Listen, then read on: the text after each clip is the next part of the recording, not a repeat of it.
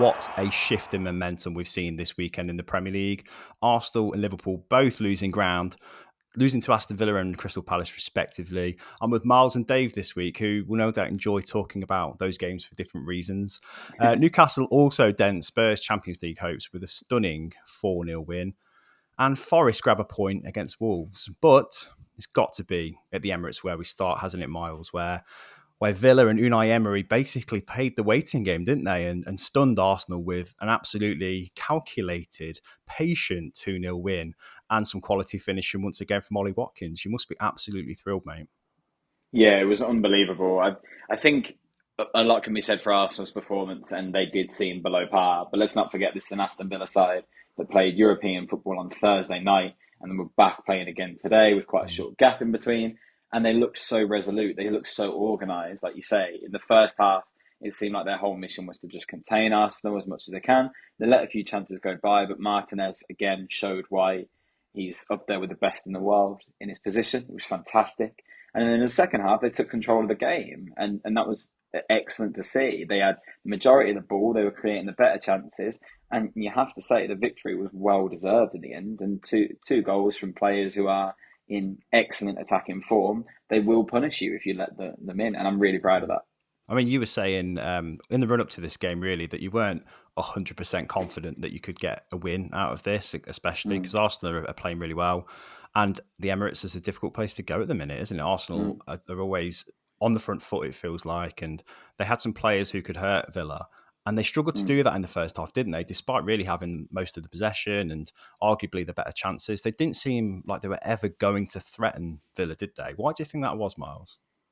I think Carlos and Torres played incredibly well in terms of marshalling any forward play. Like we saw Gabriel Jesus came on against Bayern Munich and was instrumental in moving them forward. We saw Trossard and the impact he had, and actually they were kept incredibly quiet. Although they were creating some chances, nothing really threatened other than that one that Trossard had, where Martinez makes that point blank save with his leg.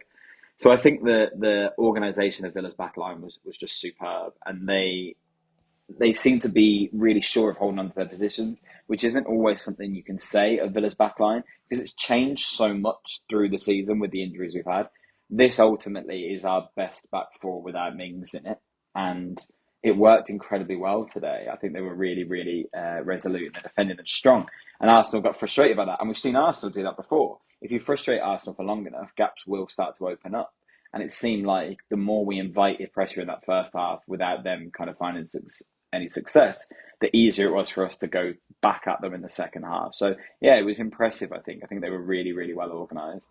I think, Dave, Arsenal were always kind of on, this fixture was always on Unai Emery's mind, I think. However much he would play it down, I think beating Arsenal at the Emirates will taste ridiculously sweet for him, won't he? How do you think he won this game? What do you think Emery did tactically? I mean, Miles has touched on a few things that he thinks the team did and how they played to kind of nullify Arsenal. But what do you think he would have told his team to make sure that, first of all, they didn't go into half-time conceding any, which they didn't, but then also to kind of take the game to them as the game wore on, because I mean there were two very late goals from Villa, weren't they? Well, they made a couple of interesting decisions. I think starting Zaniolo was one, which probably I think may have raised eyebrows, and I think another one probably Moussa Diaby starting this, because it's almost seemed like Leon Bailey's been the man who's been, for his position on the right wing, but we actually saw it almost closed off that midfield a little bit more for Arsenal, and they had a real impact on Arsenal being able to play between the lines, and particular players. I think Yuri Tillemans, I think since he's gone to Villa, I've seen a different side to him as well. There was always question marks, I think, over certain sides of his games, whether he's disciplined enough in midfield. It often kind of get played through too easily, but I think he's actually becoming more of a rounded player. I think his work rates improved massively, and his defensive game is great as well. And alongside John McGinn, I thought they were both excellent today, and I think they were really key, particularly in that first half, and riding that sort of momentum that it seemed like Arsenal were having. They were creating. Let's not forget as well. At times. Yeah. This is a Villa midfield that was dealing with Douglas Luiz being suspended and Kamara being out injured, so it was very makeshift. And actually, Dave's right. Starting Zaniolo in particular seemed quite surprising, but actually what it did was it packed that area and also provided some support to Luca Dean when Saka was trying to come forward. I think he did really well defensively, Zaniolo. He isn't afraid to put his body on the line, get himself about a bit. He came off with what looked like a bit of a knock in the end. Moreno came on for him. And it wasn't a surprise necessarily because of the tenacity he brought. And Diaby, he struggled to get going attacking in the first half. And obviously that meant that Zinchenko had a bit more freedom in the first half to kind of provide. And then in the second half, when they swapped it up and did go at him, it pushed all of Arsenal's defence back. And Zinchenko in particular wasn't able to then support that midfield and help them create chances and control the possession. So that worked out really nicely for Villa, considering you'd say their two strongest midfielders weren't on the pitch. But I thought Tielemans was excellent, as Dave says. Yeah. Carlos got man of the match officially, but Tielemans to me was the best player on the pitch by some distance. I thought he was really excellent in that second half. And if he'd scored that screamer, I mean, hit the crossbar and the post, that would have been beautiful to top it off, really. Do you know, considering the way Arsenal played last time out, they beat Brighton, didn't they, quite convincingly? And I use terms like looks like they're playing like champions, which is obviously seems premature now.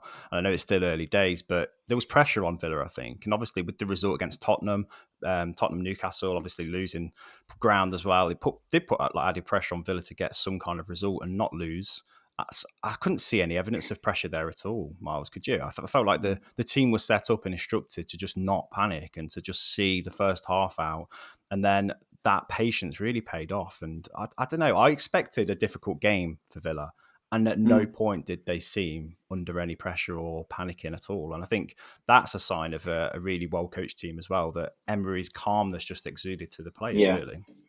And it's interesting, isn't it? Because you talked last week as well, when I wasn't here, about Watkins' comments after the game about them needing to have a bigger mentality, 100%. get used to these occasions, and they showed it today, and he showed it.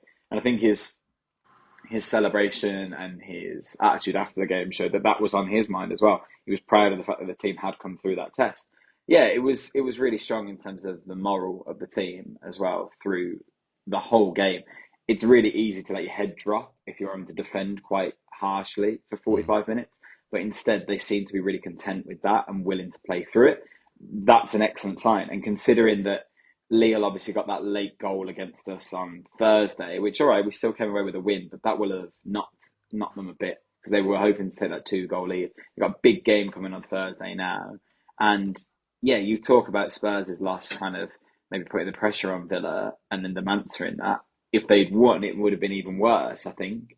Because then you're chasing something. So it was like they enjoyed the freedom of no expectation and we were able to take the game to Arsenal. I'll be honest, I watched us play City, obviously, recently, and he basically fielded a B team. It looked like he looked at the fixtures and said, this is one I'm going to lose. I've got Europe to think about as well. This isn't where I'm going to get my points. I'll rest a few. I thought we might do the same again today. And instead, he obviously looked at it and said, we've beaten them once this season. I think we can do it again. And that's 6 points off Arsenal now. It's incredible. Yeah, it's mad. Well, it's a game that's kind of flipped so much at the top of the league on its head, hasn't it? And obviously the title race has been affected massively by this.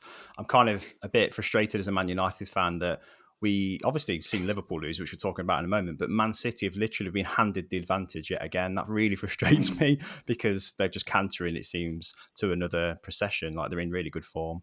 We won't talk about Man City today because they won comprehensively against Luton, but let's just analyse Arsenal Day for a moment. They played so well, like I say, against Brighton, and it felt like the momentum was really in their favour going into this game. Obviously, Villa did what they could, but Arsenal, there's talk again, isn't there, of that word, that B word, which I won't repeat, but they're struggling, aren't they? This game looks like the moment they've been tested, the moment City have put pressure on them, it's now out of their hands. What's an Arsenal fan going to be thinking in a minute? Same old, I think. Same old Arsenal. It's probably a term that sounds familiar. I think we said last week, Mike, and I think I'd probably curse them because I said I think Arsenal are favourites now. Yeah, I think they were as well. Because of how they've looked so confident in their performance and how professional they've looked at dispatching teams. And at times not particularly playing well, but getting the job done. They've looked at a team of a different team, a completely different team, Arsenal team that we've been used to seeing. But this game, particularly in the second half, they had a good couple of chances, a good couple of opportunities in the first half, which you thought if they went in 1-0 up, you probably couldn't argue. I think they did edge it, but they just didn't have them. It seems like their heads went in the second half as soon as Villa started cranking the pressure up, and it just seemed too easy for Villa at times. Villa, the way that they actually played that second half, Arsenal, it felt like desperation for them, and there were moments, particularly the Tielemans shot around that. So I think it was like around the 55 minutes mark when Villa actually all of a sudden looked the more likely to go on and win the game, and they were creating opportunities and putting Arsenal under pressure. It just seemed like they had no answer for that. They didn't know how to respond, and that's the worrying thing for me. I think if I was an Arsenal fan, is that they didn't seem to have an answer for it. And you mentioned, Mars, about Odegaard going off, and that seemed to have an impact on them. Obviously, Nketiah came on as well. A player who's lacked minutes and lacks confidence. Yeah, it seems like everything's going wrong for them at such a pivotal time in the season. Obviously, Saka picked up that knock as well. Let's not discount what Villa did in this game, because I thought they were by far the better team. But that's the worrying thing for me, is that you've got potential champions up against the top four challenger, who really at home they should be pushing driving the initiative home. If Arteta had his time again, he'd do a lot differently, I think, wouldn't he? Because the selection from the get-go seemed odd, didn't it? Like Zinchenko over Kivior, when you're going to be pressed to defend that a lot deeper, when you've got someone like Bailey or Diaby running at you, that was an interesting choice. Yeah, taking Odegaard off was bizarre to me, because if anyone's going to be able to create that moment for you or get players moving, it's going to be him. And actually, there was a spell in the probably like 85th, 86th, when they were really looking for a goal, but you just knew it wasn't coming at that stage. It was too late, because they didn't really know how they were trying to get to goal. Instead, it was like, let's just cram a load of players in this area, take pot shots where we can and hope for the best. Like Declan Rice, with all the best of intentions, blazing them into row Z. Like, you need someone that's going to unpick that luck. And he brought Odegaard off for Smith Rowe, and Smith Rowe ended up being the one trying to defend Watkins' goal instead. Like, I feel like Arteta got quite a lot wrong in this one, and it's quite sweet that comes while Emery is getting so much right for Villa. That was excellent to see, I'll be honest. And now you're in the unfortunate position, Miles, of having a family of Arsenal fans. And I just want to get your feeling as to what their reaction to the game was. Obviously, they were probably quite diplomatic in front of you. I'm guessing you had to stay quite reserved as well. But what was their feeling? How did they feel? I think it's just frustration straight away, isn't it? I said to you guys before we recorded this, literally an hour ago, we were watching this game. I was sat at a table with, I think, 10 Arsenal fans and just me. And that in itself was funny, because I couldn't really win, because Villa winning, I live in Hackney now in London, full of Arsenal fans. So it wasn't going to go off very well if I'm screaming on the table. But their frustration was building, and there was a lot of conversation of this again. Like, why is it always at this sort of time that it goes? Because they've been incredible since the turn of the year, we would say. They've been the best team in the league, I think. I think they've been looking like they were on course to kind of get rid of that bottlers tag and go on and do it. Definitely. And then here we are with the test. I think there was a bit of an underestimation of Villa from some of the fans as well. I think a lot of them expected to do it. Even us talking, I had a conversation with my brother-in-law about how I felt like this was Arsenal's biggest test left of the season, more than Spurs or United would be. Yeah. And that's kind of written off. But it's 6 points that Villa have picked up against Arsenal now. So when you ask me how they're feeling, frustrated, well, I'm feeling quite smug. I think it was, if you look at the players that Villa were missing in this game, I think that's why a lot of fans probably thought it was a foregone conclusion, expected Arsenal to win this game probably quite comfortably. But then I think there's probably not enough respect for that Villa squad, and actually just how good some of those players are. Well, Tielemans is the perfect example of that, isn't it? Like, True. There was a talk around the start of the season that he wasn't getting enough game time, frustrated, but he's come in the second half of the season. I think he's sensational. I think it was such a good signing to get him in on a free. Like, we've seen a completely different side. And you talked earlier about the change in him since he's moved from Leicester. But look at the players around him, what they enable him to do. He doesn't need to run as much as he did at Leicester, because McGinn's there being his legs, and he can just do what he's good at and create and break play up. And I thought it was sensational. And I think a lot of people underestimate how good this Arsenal side is, this Villa side is, sorry. I was talking the other day about what I would do with this Villa 11 in the summer, and actually nothing really. I might look at a couple of players, but really we want depth, because this first 11 is excellent. Like, it's very, very good, and it feels like they're all getting better as well. I don't think they're at their ceiling yet. Well, that just goes to show what's over a full season's worth of games with Unai Emery in charge has done to the team, Yeah. And that now hands the initiative in the Champions League race, especially the top four race, to Aston Villa. Tottenham didn't do themselves any favours, though, did they? They came up against Newcastle, who have got players coming back at just at the right time. And Newcastle came out 4-0 winners before the game, obviously, of Villa and Arsenal. So Villa went into this game knowing that Tottenham had dropped points. But let's talk about Newcastle, really, because as bad as Tottenham were, they handed a couple of goals, didn't they, to Newcastle? Newcastle looked great again, and I think it gives an added respect, I think, to what Eddie Howe's done there with so many injuries. I think it's the most injuries out of any team in the Premier League. Close to Villa, probably, actually. I think the two of them, there's not much between them, but Newcastle feel like they suffered worse than most. Then someone like Alexander Isak in the team, scoring two brilliant goals. He's one of the best finishers, isn't he, in the Premier League? And I think even being injured, he's had, 17 goals now he's up to? So he's not far behind Watkins in the Golden Boot race. Dave, Alexander Isak, we've said about him before how much of a great striker he is. And I think he's the kind of player that a club like Newcastle, who are growing in stature and profile, want and need. We've kind of talked about, can they hold on to him in the past, haven't we? And on games like this, you do realise just how clinical he is. He's such a fantastic finisher, and he kind of made the difference in this game, didn't he? Absolutely, and he's done it in big games this season. And you mentioned, obviously, 17 goals. I think he's only played 24 games in the league. He's had, obviously, a couple of injury problems along the way, as have a lot of their squad, let's be honest. And I think this performance in itself, it was surprising to some people because we've not known what to expect from Newcastle at times. They have been a little bit inconsistent, especially since the turn of the year. But those who have gone to St James's Park and obviously experienced the kind of atmosphere that they get at that ground won't be surprised, because they're well more than capable of pulling out that kind of performance. And it really looked like there was only one team in it, to be honest. And it was 4-0 wasn't a flattering scoreline at all. They had so many opportunities in this game, and they completely dismantled this Spurs team who, let's be honest, have had so much praise throughout the season. Ange's had, Postecoglou's had so much praise again, and I felt a little bit sorry for Eddie Howe at times, and we've thought that this probably could be the end of his tenure at Newcastle. But he's shown that he can get a reaction from this squad, even with the kind of injuries they have. Obviously, to have a player that with the calibre of Isak, who's, for me, I think he's one of the best strikers in Europe on his day, providing he can stay fit.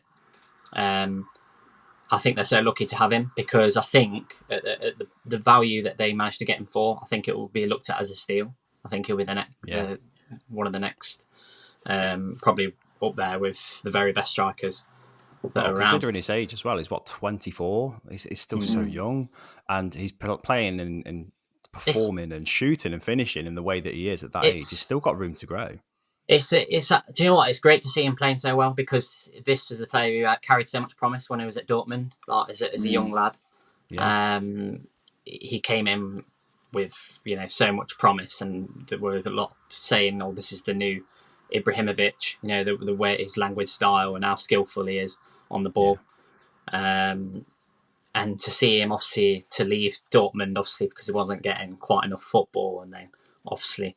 When he went to Spain and really performing, it's really when he started to catch the eye. And got to give a lot of credit to that Newcastle recruitment team, because they've bought him just the right time, and he's showing what he's all about.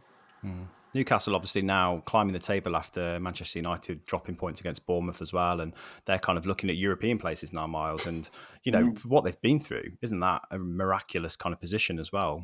What do you think of Newcastle's performance in this game, and Isak in particular? What did you make of it all? Yeah, it was incredibly strong. I mean, they're up to 6th now, and I think they're only 10 points behind Spurs all of a sudden, which is mad. It's a fast climb, isn't it, when you consider the position it felt like they were in just a few weeks ago. But yeah, the talent in this side is really clear. Isak was excellent. He gave Mickey van der Ven, who's been considered one of the best centre backs in the league this season, an absolutely torrid time. Like Yeah. he looked awful in this game, didn't he? And Isak was a big part of that. Gordon again continues to perform incredibly well and coming forward. The pace that they have on that attack, it's so threatening, and they utilise that really well. And actually, yeah, Dave's right. It could have been 6, 7, or 8, really. And we've seen Newcastle do this before.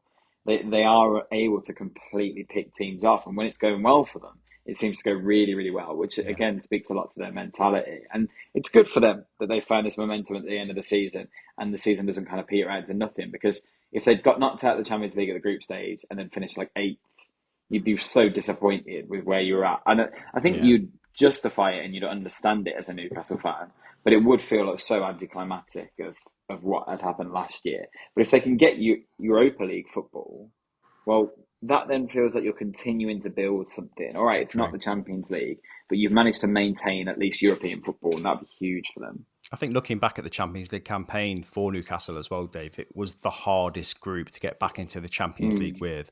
Is it in some ways kind of against them that they tried so hard and almost made it to get out of that group as well? It was, you never know when this kind of opportunity is going to come up again, I guess. So they had to kind of give it a go.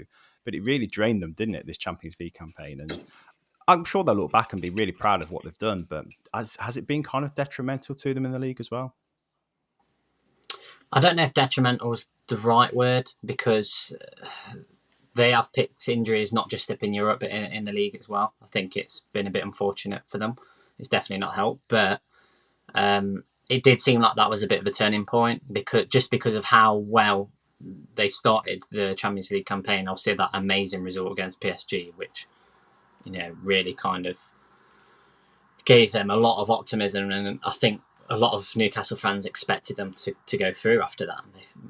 They really looked like they would go on and qualify, but it seemed like that did affect them, and definitely there was a lot.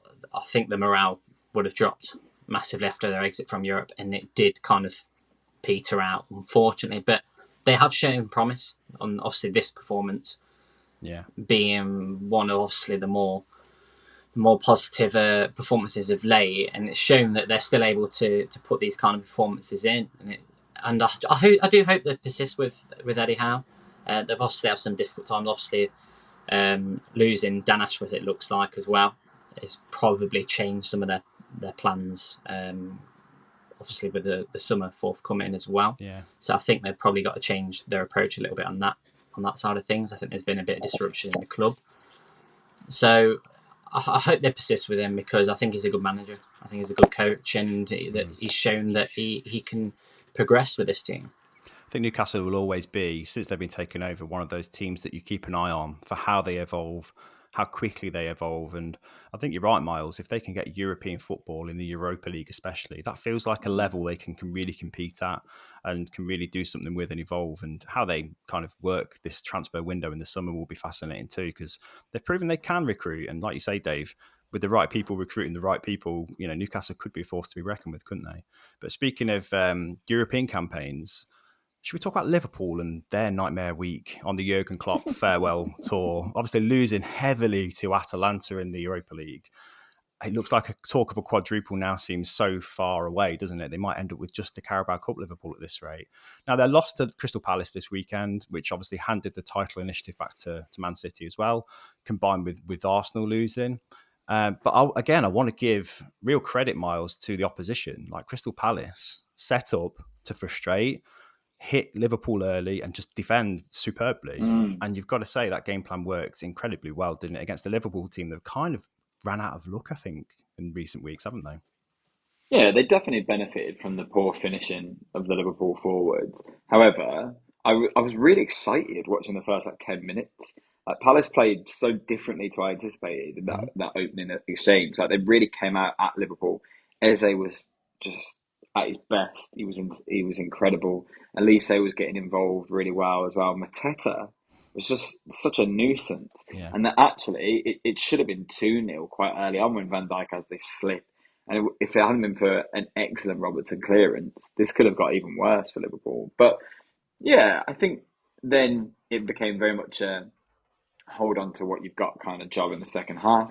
And they did that really well. Like Joachim Andersen was outstanding. Mitchell, I thought, played so Yeah, well he did. and controlled that channel really, really well. And it shows you the talent that this Crystal Palace side have. I mean, we said this when Glasner came in, that really there are a lot of players there that you look at and go, you have got a much higher ceiling than where Palace are currently at. And if you can get them all to click together, then maybe you move Palace up to that sort of position. This is only his second win, though, Glasner, since his Yeah. first game, which is crazy to think. But you never would have guessed that if you watch his performance today and said one of these teams has a new manager who's trying to work out how this team needs to play, and one of them has had a manager for 7 years, you'd have said it completely the other way around because Palace was so organised. Yeah. I mean, I'm trying not to sort of seem too smug at Liverpool losing and collapsing at Crystal Palace once again, like they did, I think, 10 years ago, didn't they? And kind of blew the league in that season too, because United aren't particularly great this season either, Dave. But again, keeping it on Palace and trying to focus on how well they managed this game. Oliver Glasner, we've talked about the style he could impose and has tried to impose. He hasn't really been able to kind of 100% do that just yet, has he? But when games like this come around and tactically they seem to come off so well, you can really see how good a tactician he is, because he's from that same sort of school of German, Austrian coaches, really, that kind of look at football in the same way. And like you said in the past, I think the Red Bull stable of managers has kind of got the same mentality about how to win football games. That seemed to come out in this game too, didn't it? Yeah, I think particularly in that first 15 minutes, which Miles mentioned, you could see that kind of style that he imposes on his team, that narrow front three, where obviously the inside forwards, they kind of like to close off those passing lanes and create a little bit of doubt in the defence, and it works. You could see Liverpool look shaky at the back, and when they were playing out, and that's what forced that error, particularly for Mateta's opportunity, and very very nearly profited from it. It's they look exciting to watch, and I think that's a real contrast to what Palace fans have been watching. I think Wharton had a really good game. I saw quite a bit of Blackburn last season when I watched some Championship, and he looked like a player who carried a lot of promise. We've spoken about Palace's recruitment, haven't we, earlier this season? Dougie Freeman, what a great job he's done at the club. He obviously got linked, I think, to United, didn't he, for quite recent as well. And if you look at what they've done with some of their young players, it's breath of fresh air. And I think if they can carry on doing that, if they can keep that recruitment team in place and keep obviously getting these young players in, I think they'll be going places. And I think that's what Palace fans will be wanting to, is this team is evolving. Yeah. I don't think you want to keep the same players around that squad, which seems like it's been the case for the last few years. There's been a lot of players who've been there for years and years, and it almost kind of seems like they've been stuck in this endless cycle of having the same players around, and when they've not probably been bringing enough talent in. But when they have done it, they've done it really impressively. But I thought Wharton in that midfield, I thought he was really good in midfield today. I think he won the most duels in the midfield. I just think he looks like he's got a really good base for a midfielder, and reads the game well. He was breaking up play.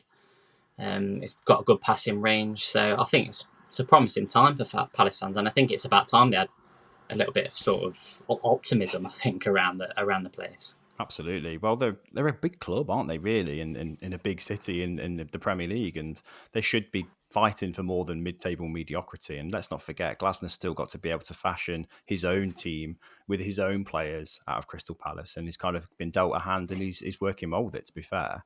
But let's talk about Liverpool, Miles, and their last couple of weeks. Obviously, I mentioned the European result, which was a big shock to everybody.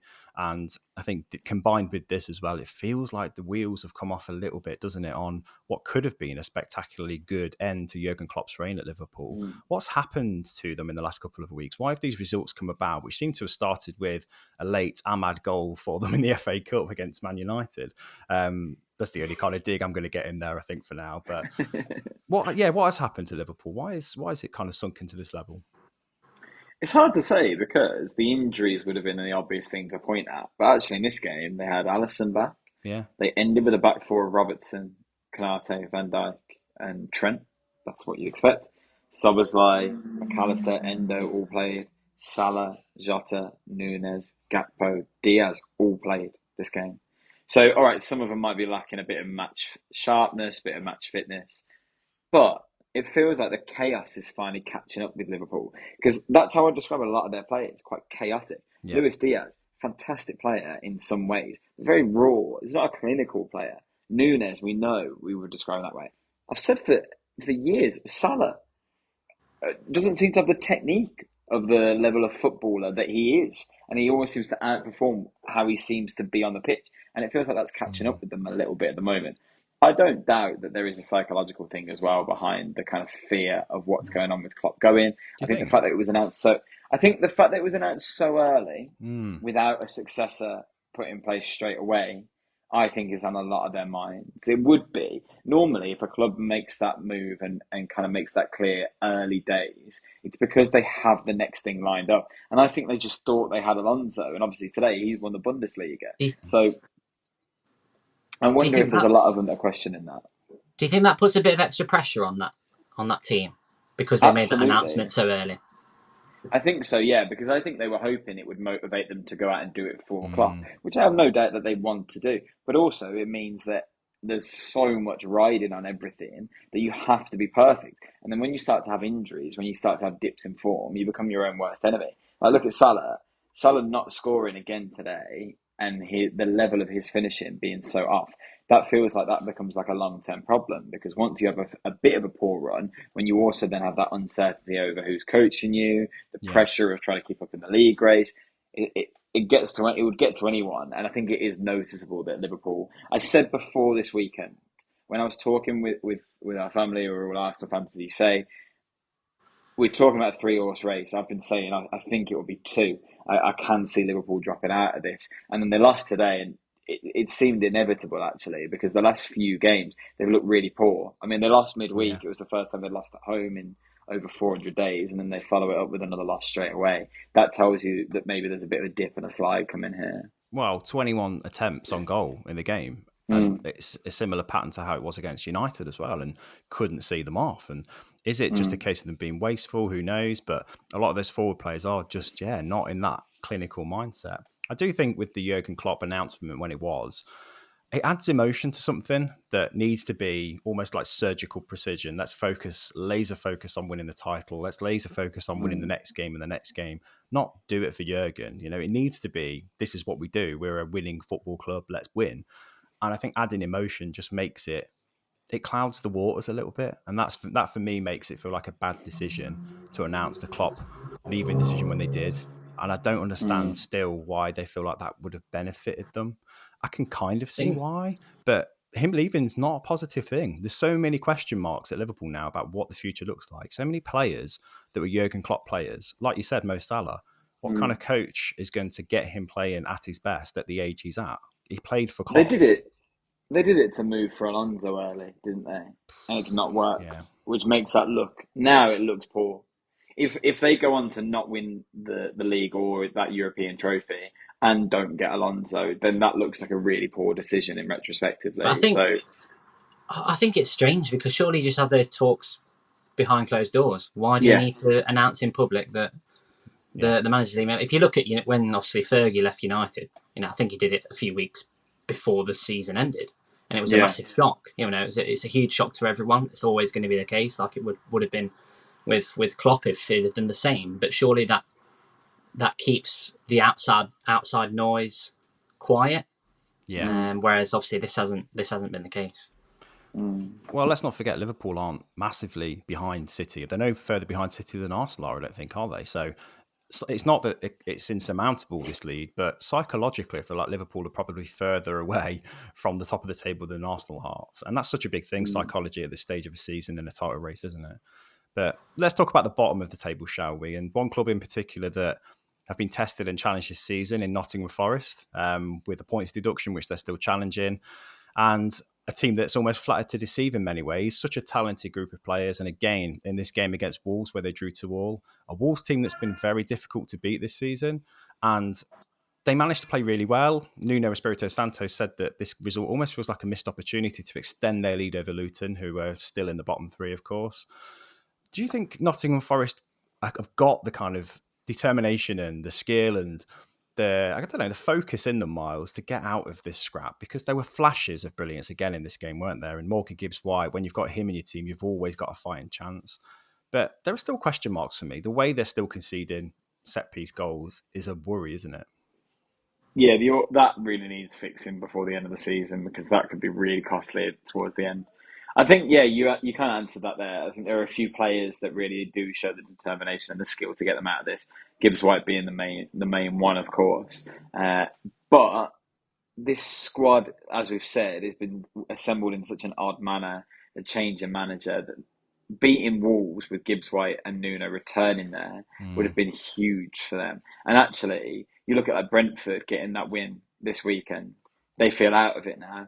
And we're at that stage of the season where 3 points goes a really, really long way.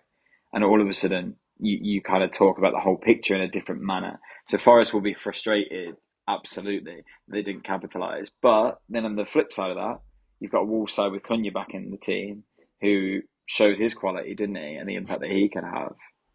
Yeah, well, I think just the amount of players that Forest have, Dave, and we've mentioned them so many times on this podcast, whenever they seem to come out and produce a brilliant result. Danilo again, Gibbs White, these are players that could play in arguably 2/3 of the Premier League, couldn't they? They'd walk into most teams, I think. So Forest have got the players. Do you think they've got the manager as well? What is the problem with Forest, do you think? I do like Nuno, and I think there aren't many other managers around to probably try and keep them in this league with what they're working with, I think, at the minute. And if you look at their defensive frailties, particularly, you mentioned set pieces and those sort of circumstances where they have had vulnerabilities and been conceding goals. It's been the same from the very start of the season, and it's continued since he came to the club. I think he has improved it a little bit, and I think they've conceded less goals, but they're still there. And if that's still happening, I think you potentially have to have a look at the setup and maybe the personnel. Maybe the personnel isn't quite right. Maybe you have to make a couple of changes there. But they're obviously in this situation at the very end of the season where they've got to weather the storm. And I think there have been some positives there for sure. And I think specifically some of the younger players throughout the season, Murillo, Danilo, who's it was a great finish in this game. It's shown their raw potential, and for sure they've got massive futures in the game. I've got no doubt about that. But there needs to be stability, and I don't think there's been that at times. They obviously lost some players for AFCON, which was a big miss for them. They've had quite a few injuries as well. I just think they've lacked stability at times when really they've just needed a solid starting 11. I think they've missed the one new since he's been out as well. I think he's been a big miss throughout the season when he's not been in the team. And it's been frustrating for them. I think it's been really frustrating for them. The last few weeks, they've obviously had some strange decisions given to them that have gone against them as well from referees, which I'm sure will be infuriating for them. Yeah, they have been unlucky in that. But like Miles mentions, at a point at this stage of the season, just doesn't quite cut it. And considering when there are other teams around them that are picking up draws, not losing, 3 points is absolutely vital. And 3 points will just give them that little bit of daylight that I think they need. And I think it will give them a lot of confidence that if they can just get this next win in the league. I think you're right about stability, definitely, with Forest, because they spent a lot of money on players, and I don't know how much more they would be allowed to spend without releasing a player for a hefty fee to kind of keep, fixing the team, if you like. I don't think the team needs much fixing, to be fair. I just think it is coaching now, and Nuno's not had the kind of biggest opportunity to kind of put his kind of mark on the team, has he? We've seen glimpses of it, but he's not been dealt the best hand. He's followed up working after a coach who was hugely popular at the club.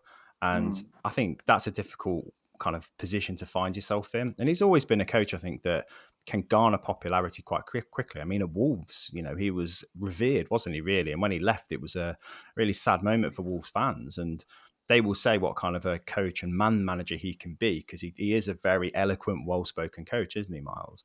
So I do think that he's kind of the guy for Nottingham Forest. But if they do survive this season, what do you think they need to improve then, if that's the case? Bring Steve Cooper back. Do you think so? I honestly think Nuno's. I think he's a great guy, and I think he's a good coach. I think he might just need a better backroom staff, maybe. I think Cooper is a better manager, but no, I think actually, like we said with them at the start of this season, what they need is more time. Like the longer this team is together with the talent they've got in it, then the better you think it will be. They need to sort out the defensive organisation, definitely, particularly as Dave mentioned from like set pieces. It's really worrying. They've changed goalkeepers more times than I can count over the last couple of years. So they need someone to be nailed on with that. And it makes them not getting Dean Henderson in the summer seem really weird now, doesn't it? Because he played really well again today. Now that he's fit again. So yeah, I think Forest are an interesting case. I think they will stay up. I think they've got a good enough squad to get them out of it. And I think there will be games where they'll pick up the points that they need to between now and the end of the season. So I don't think it's all doom and gloom, but this game will feel frustrating for them for sure. Before we wrap up the pod anyway, a couple of kind of acknowledgements and congratulations, really. You've mentioned Bayer Leverkusen winning their first ever Bundesliga title. That's a huge achievement for them. I think it's also worth mentioning the women's game as well. Man United women, with a glimmer of hope, getting into their second consecutive FA Cup final against Tottenham women as well, which is a huge achievement for them. So that's big news. But also down in the EFL, Wrexham gaining their second consecutive promotion. Fans must be absolutely buzzing at that, because we've said all along they've got the team already that was suitable for promotion. I guess the question now is, what can they do? How can they kick on? I guess the season's not finished, but there's a few players who might be a little bit worried about their place in the team, eh, Miles?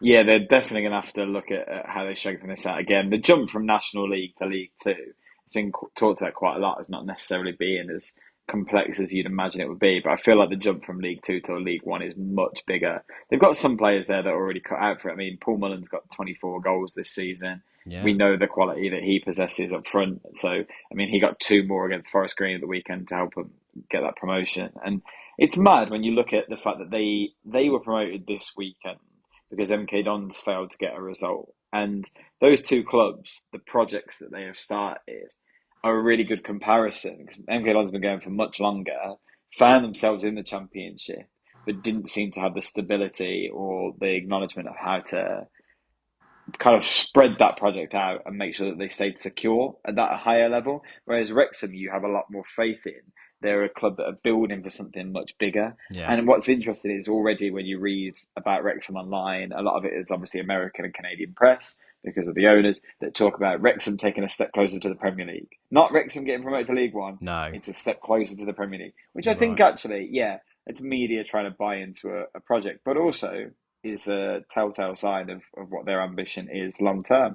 So yeah, it's excellent they've managed to do that so quickly, considering it was not so easy for them to get out of the National League in the first place. Yeah, momentum really building, isn't it? And I think gaining promotion and sealing automatic promotion with a 6-0 win at home against Forest Green Rovers, Dave, is an emphatic way of doing it. Yeah, I mean, there's some players in that team, isn't there? You've mentioned Paul Mullen, but who else, Dave, stood out for you? I think James McLean, I still can't believe he's quite at Wrexham yet. There's a few though, isn't there? Elliot Lee. Oh, some great players. And I think there's something, like, for instance, obviously Stephen Fletcher. I think seeing him in there was crazy to see still at his age, and obviously how he's contributing. I think one thing for me actually stood out, actually made me feel a bit old the other day, is it's been 19 years since they were last in League One. And actually gave me memories back because my grandpa, being Welsh, always used to keep track of how the Welsh teams had done every weekend. And so he'd always ask me, how did Swansea do? How did Cardiff do? And he'd always ask Wrexham, the third team. And obviously it's been that long since he would have been asking me those results, because let's be honest, they were obviously really down the divisions and going through a real tough time. So I think to bring back, obviously, the glory days now, it only seems like, with the kind of platform that they have, is it a matter of time before they're heading to the Premier League? Potentially, let's not go ahead of ourselves. I mean, they've still got 2 very difficult leagues to get through first, and what is probably going to cost them a lot of money to achieve that too. So we'll see how the evolution of Wrexham continues next season. That'll be interesting to see.